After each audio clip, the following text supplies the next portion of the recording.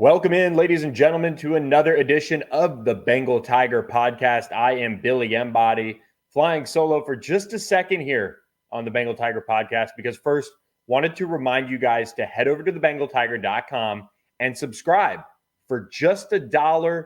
That gets you 2 months using the code LSU1. That's LSU, the number one. For $1, you get 2 months of all the inside scoop on LSU football, basketball, and more. And to get more on where LSU stands in the transfer portal, we're going to jump right into an interview right now with On3 national college sports reporter Pete Nakos. Pete, thanks so much for joining the show.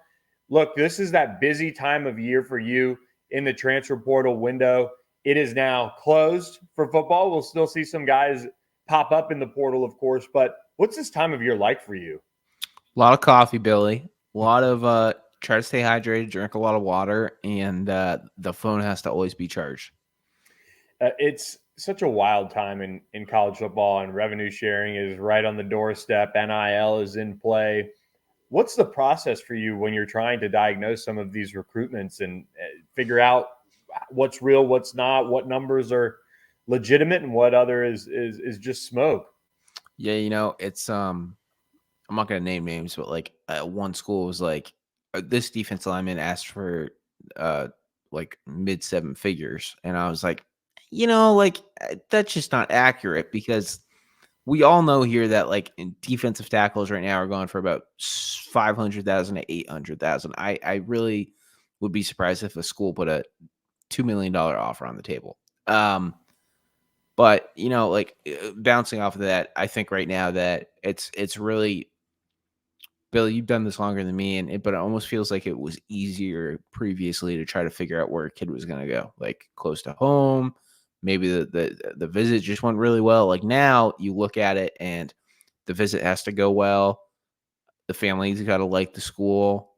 But at the end of the day, like if the school who had the worst visit is going to offer the most amount of money, like, I mean, that's really going to weigh on a decision. And by no means is it only money in college football these days, but man, it's a lot easier to get in the mix for some of these top guys if you're paying top dollars. Yeah, and look, the old school bag man method is tried and true, especially in the SEC. But NIL, it's more out there in the open. You can kind of see in a way where the money is coming from and what schools have it and what schools don't, and we're seeing that kind of play into things just a little bit more.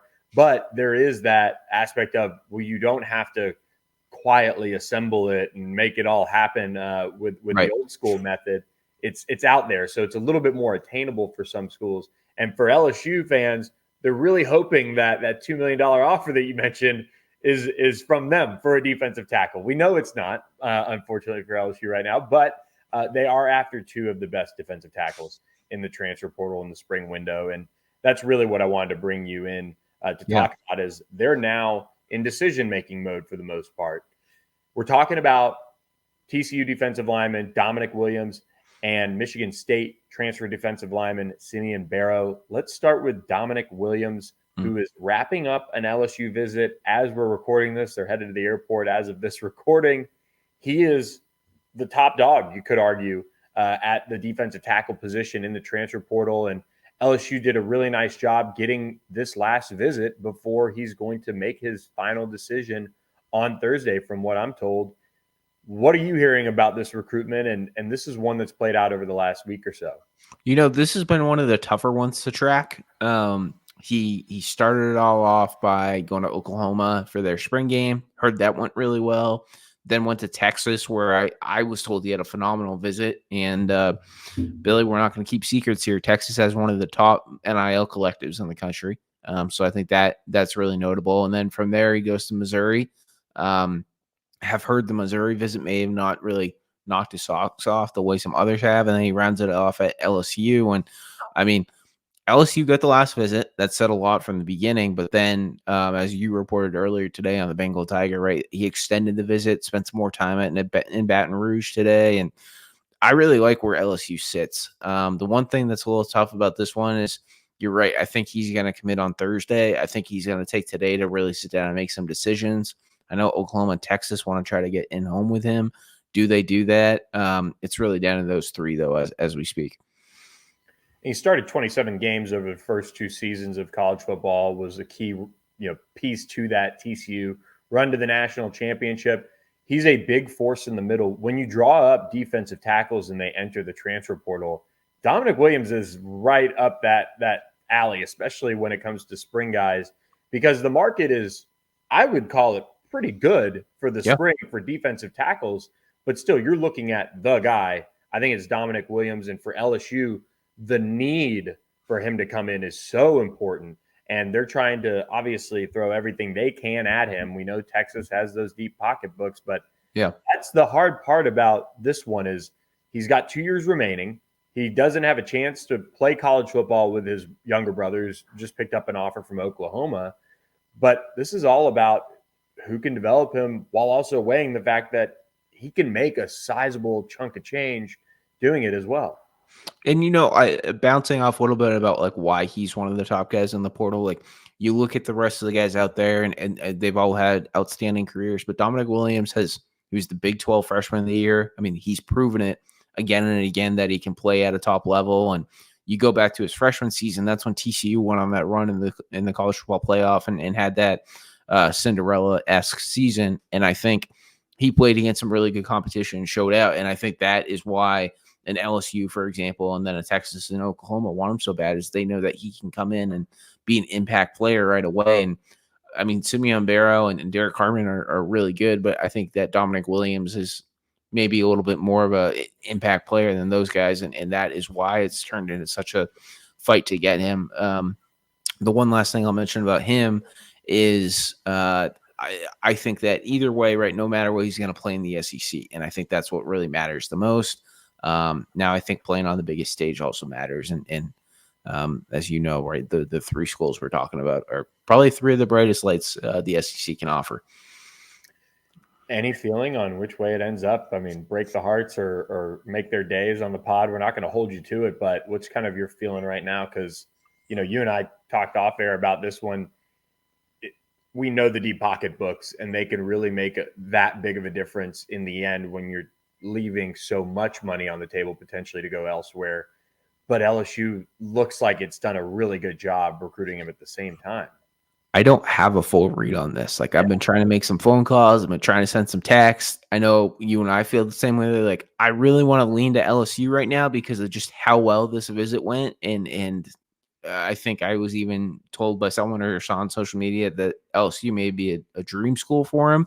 So that really wants to tip my caps to LSU. But man, if Oklahoma and Texas like do make contact and get in home, like it really feels like a wild card. And I didn't think Oklahoma was going to be in this right away. Like I know that they got him on campus first and everything, but then he keeps going through the process. And when that happens, as you know, Billy, sometimes maybe that isn't like the best sign. So I was like, I don't know about Oklahoma, but Oklahoma stayed in contact and they're squarely in this thing. Yeah, I don't know. We will be tracking it closely. I do think LSU is going to pull together its best offer that it can. It's not going to leave this stone unturned in a sense when it comes down to, making a competitive offer. Will it be that number that makes him say, okay, I liked LSU enough. That's where I see myself. Let's make this happen and maybe go elsewhere or go to LSU for just a little bit less maybe than some of these other schools. Yeah. And let's be clear. And Billy, you know this, but like, I think putting together a good NIL package while also putting together one of the best visits, like it seems like LSU has done, like that is enough for a lot of players. Like I'm not saying every player is all about the dollars, but sometimes it's like, and I don't know this for sure with Dominic Williams, but like if there's a huge disparity in the dollars, then like some athletes are going to take a harder look at their options. But if the dollars are close to it and everything lines up, and it seems like things really went well at LSU, like that's going to be good enough for the Tigers, possibly in this situation. Let's flip over to another player that LSU is battling it out for in the defensive tackle land, and that is Simeon Barrow from Michigan State, one of the top ones in the portal as well. Was a captain for the Spartans. There was kind of some buzz that he was going to leave this fall with the coaching change. There are a lot of programs that were watching him over the last few months to see if he entered. He ended up entering in the spring.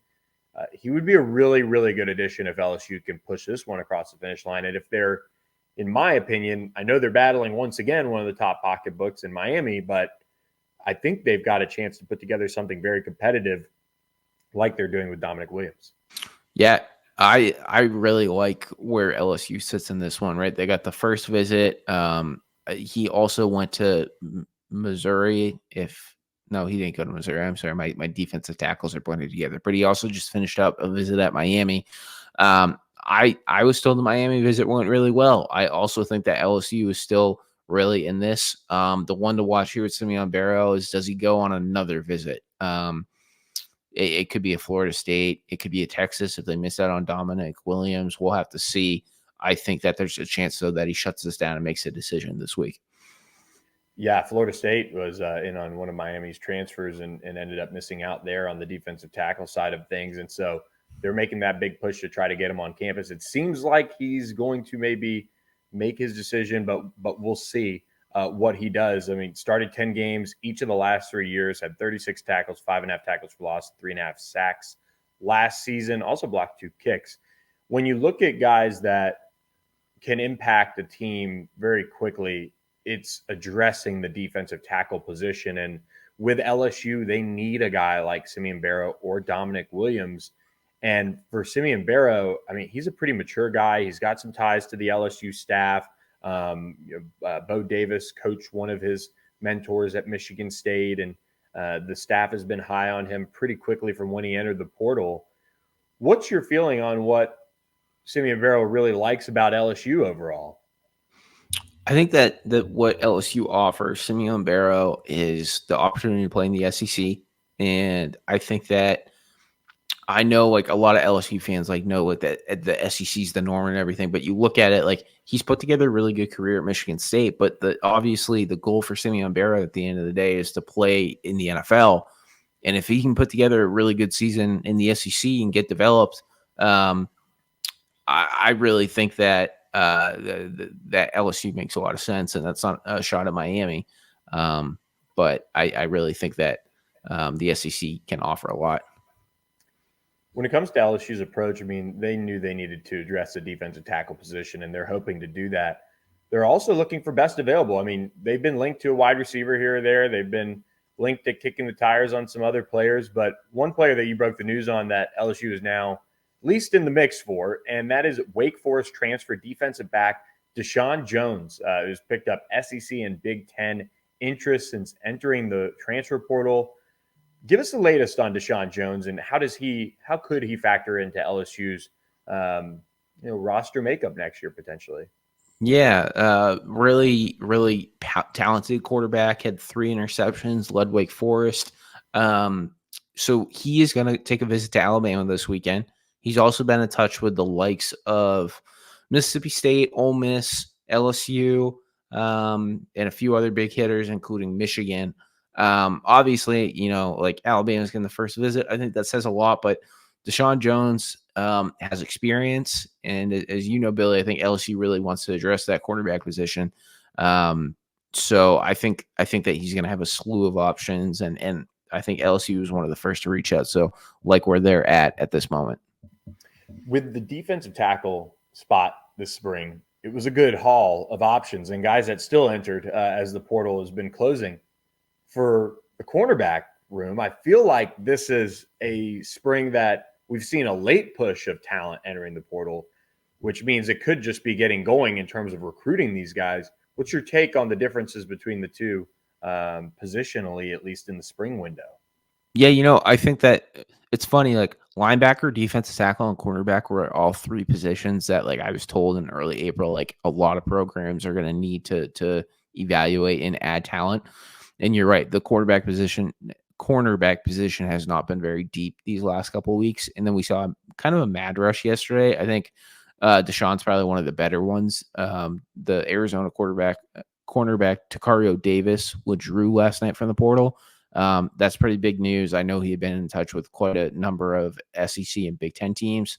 And then beyond that, I think that LSU, just talked to some sources, LSU definitely is still in the market for a cornerback. And Ed Woods, the Arizona State cornerback committed to Michigan State this week, and that was one that I know a lot of schools were in touch with. And I think Deshaun Wright is going to have quite the market. And we'll see if LSU gets him on campus.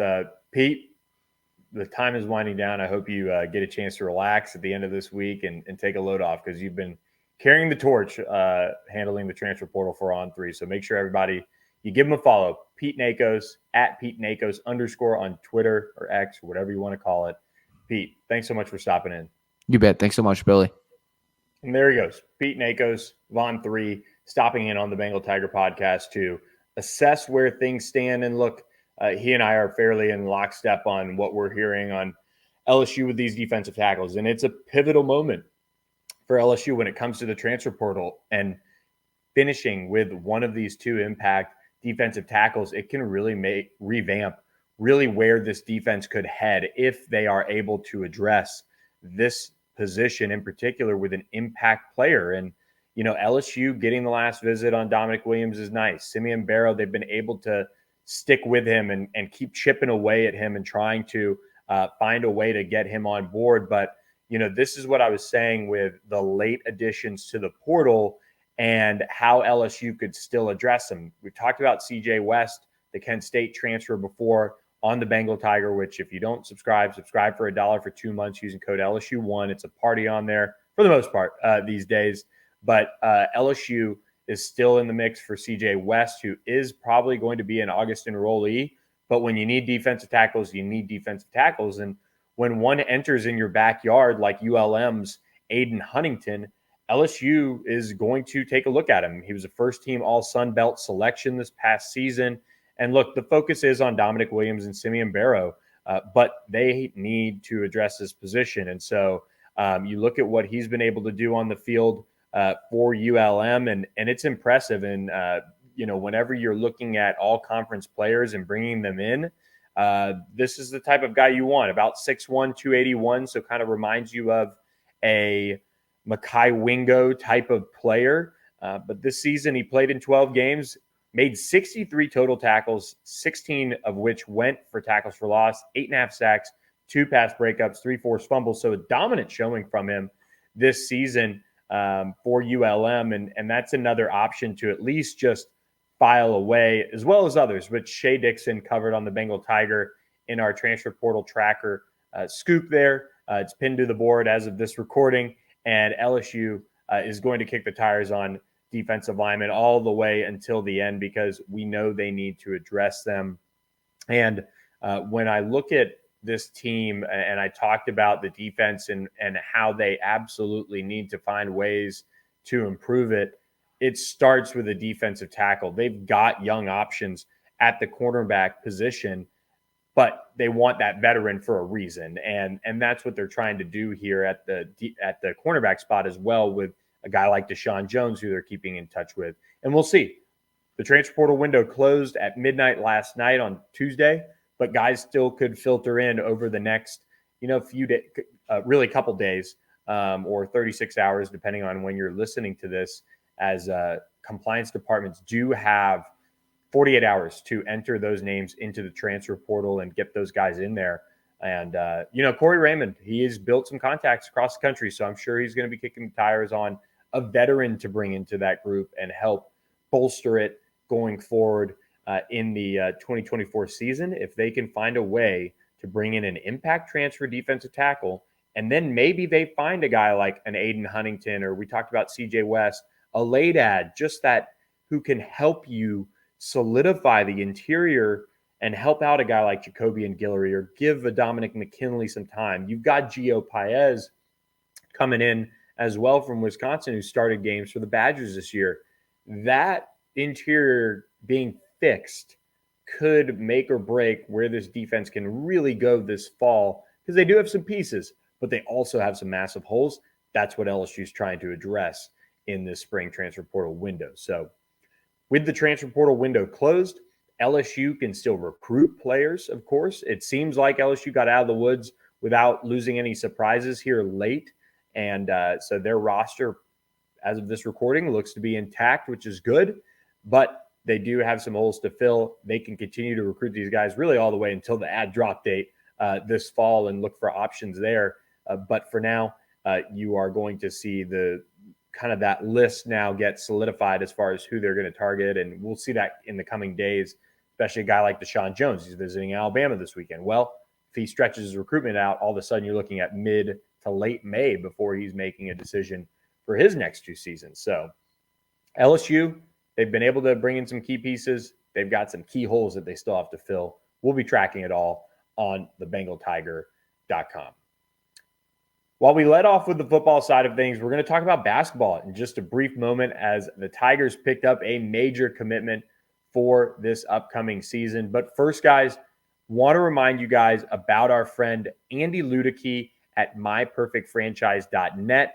If you are looking to get out of the corporate rat race and pursue the American dream, or if you want to diversify and build wealth and leave a legacy for your family, Andy can help you. He's a franchise consultant and a franchise owner, and he helps people find franchises that fit skill sets, financial requirements, time to commit to them, and all the reasons why people look at owning franchises. His services are 100% free, and he's here to help if you have any questions about business ownership. So reach out to Andy. You can check him out and his story at myperfectfranchise.net. You can call him 404-973-9901. Email him, Andy, A-N-D-Y, at myperfectfranchise.net. Again, his services are free. So just reach out to him, have a conversation, and see if business ownership and the franchise route is the right way for you to go, building a legacy for your family and diversifying your wealth and all those things that Andy tries to help out all of his franchise owners with. LSU picked up a big commitment on the basketball front with transfer addition Dji Bailey out of Richmond. He's a big transfer guard that can shoot in a really impressive way, 54.9% from the field. That landed 4th all time in a single season for the Richmond Spiders. And this guy is a big guard who will really address the backcourt in a big way. His 56.4% for his career is 4th highest in program history. He shot 59.4% this season, 6th highest in program history. That led the Atlantic 10, in which he was named the most improved player for the league. Made 24 starts in 33 games, finished 4th in scoring, 10.2 points per game, 3rd in rebounding, 4.4 points per game, and 3rd in assists, 2.2 per game among Richmond players. And so you're looking at a guy who's just been a very steady player. He's kind of battled some injuries here and there. Started 7 games, over 20 games played in 2022-23. Again, that reset the bar for him after his sophomore season, which he played in 16 games. Freshman season played in 9 games. And so this is his final year of eligibility. He has that COVID year. And that's the thing that makes college basketball in the transfer portal right now pretty wild.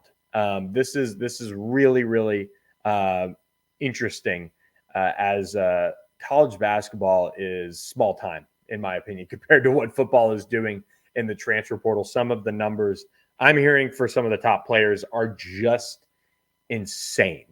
And for LSU to get Dji Bailey, this is a nice pickup. They are still operating under a 12-man scholarship limit, as the self-imposed scholarship penalty has 1 more season for LSU's men's basketball, and this would be the final spot for LSU in this program for the 2024-2025 season. So Matthew Bruni covered a lot on Dji Bailey and the transfer process for him, as well as Jamie Shaw, our national reporter for On3.